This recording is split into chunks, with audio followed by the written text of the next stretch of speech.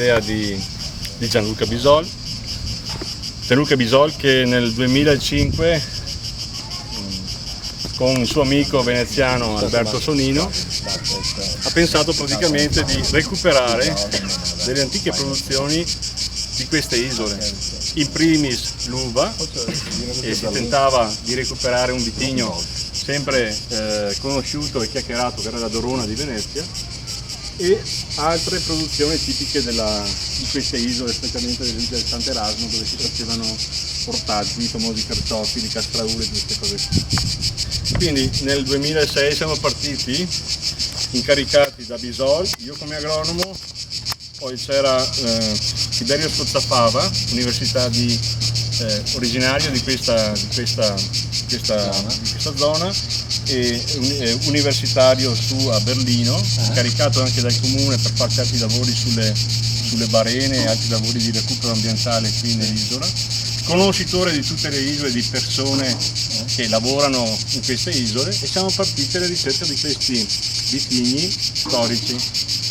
E durante praticamente l'inverno 2006 abbiamo recuperato e individuato, avendole viste d'estate nel 2006, delle viti che potevano rappresentare questo residuo della Dorona di Venezia, e le abbiamo praticamente selezionate. Qui abbiamo avuto l'aiuto, per fortuna, di gente che capiva lo scopo del lavoro. A volte alcuni erano gelosi di farci entrare nei propri giardini, perché dovevi entrare nei giardini delle case. E qui a Torcello, per esempio, abbiamo trovato, dietro proprio la basilica, un insediamento dove abbiamo trovato praticamente le viti più importanti.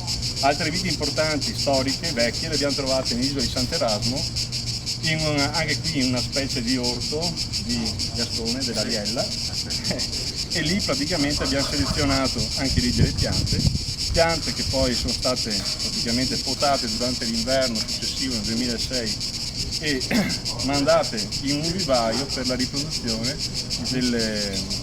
per fare delle barbatelle, e in parte in estate su un piede americano resistente alla salinità, in parte le abbiamo fatte franche di piede, proprio messe giù come talea franca di piede.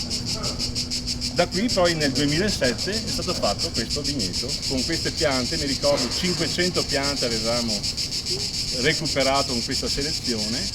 Sono state le piante poi seguite dall'Istituto Sperimentale di Conegliano per la certificazione, per verificare praticamente che fosse una varietà magari diversa, chiaramente, quindi una varietà che potesse essere recuperata.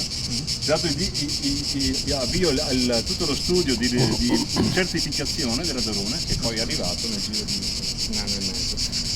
Quindi questo è il primo vigneto di Dorona.